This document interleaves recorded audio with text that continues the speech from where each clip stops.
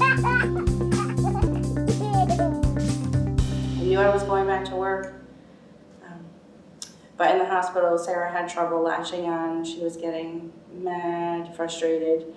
She wasn't really getting anything in, and she had urinated in 24 hours, so the doctors were very concerned, and he came to me at that point and said, you might want to, at this point, we need to consider supplementing with formula. And I was like, hey, that's great. You tell me what to do. The lactation nurse wasn't really thrilled with that, but and I didn't even think or know at the time to ask, could I borrow a pump? I didn't know. So we just went with formula at home. I knew when I got home, I already had my breast pump waiting because I knew that was what I was going to do. I knew I was going back to work in 12 weeks, and I didn't want that additional stress of transition from breast to bottle while I was home with her. So we stuck straight with pumping breast milk and going with the bottle. When the colostrum started, I wasn't producing all that much. We just mixed what we had with formula. They said that's better than nothing. The 4 nurses were very good. They said, she's getting some, that's great. Do what you gotta do. I said, that's what I'm gonna do. So I had a little bit of extra time in the hospital because of the C-section, and they were very supportive. But I knew right away that was what I was gonna do. I didn't care what anybody else said, so I had all of my,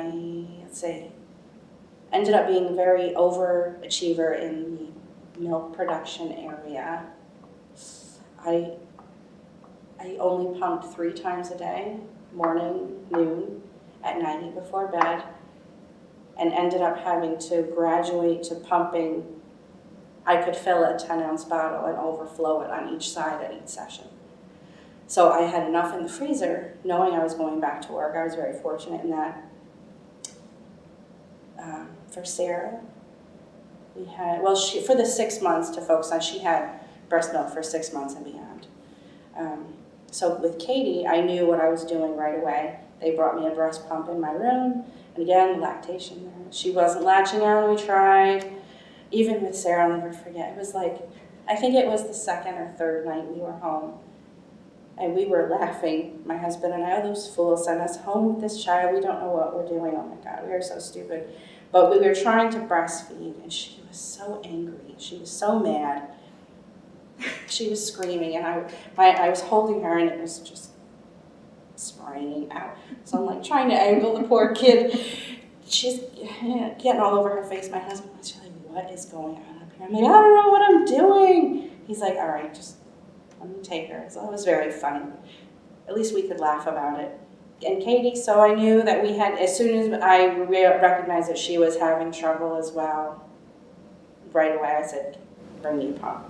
So even before I left the hospital, I was pumping and supplementing, like even just the few little ounces of colostrum I would put in the, however many of those little, just fill it up. And she was perfectly fine. Didn't have any issues with Katie. And again, overachiever, but she had milk for the full year. My pediatrician at the time told us that Sarah wouldn't benefit beyond 9 months, so switched to formula. So we switched to a toddler formula.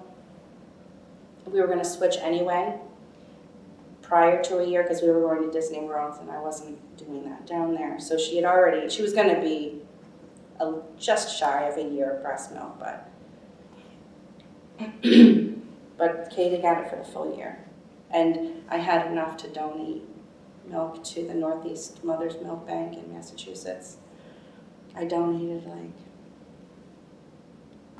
I don't know, whatever the minimum was. It's like 100 ounces. That was well beyond that was stored. And that would have been nice to know beforehand, that you can donate any extra milk, or that there are babies that need it, moms who can't produce. And that was very, very, very, I don't know, it was very rewarding to know that that was going toward some little babies in NICUs or whatever. You know what, I would like to hear more about the bottles that you used in any situations you had with the bottles. And I'd also like to know if by any chance, before the age of 6 months or around 6 months, if you tried some cup drinking.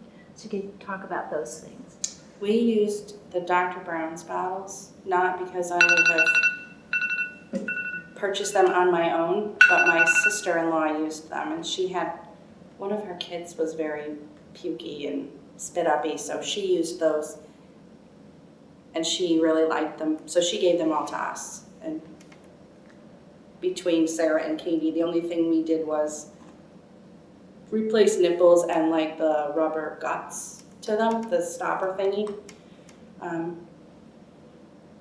Neither one of my kids really had any gas issues or spit up issues that caused us to try those. That's just what we had.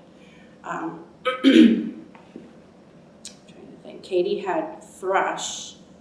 I was on antibiotics when she was born for a sinus infection.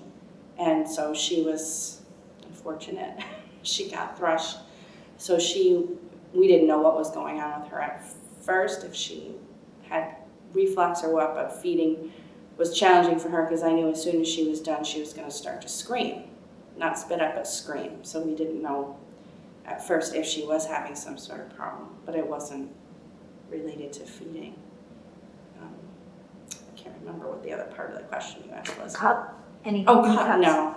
Okay. No, not until they were, at least showed interest in doing it. I mean, even now, they still drink with sippy cups only because I don't like to clean up spilled stuff. But Katie, well, this goes beyond the 6 months, but she was still getting a bottle at night for comfort. That was really hard to break. I mean, she was already 2. That's been a recent development that she now is okay without taking a bottle at night. We spoiled her. But we didn't force. They had banks, and we didn't force them to do or don't do. If they dropped it and it seemed like they weren't picking it up, we would hide it to see how long they would go before they would recognize that maybe their cup or their bottle, binky, whatever. No real lovey, even like security blanket or toy.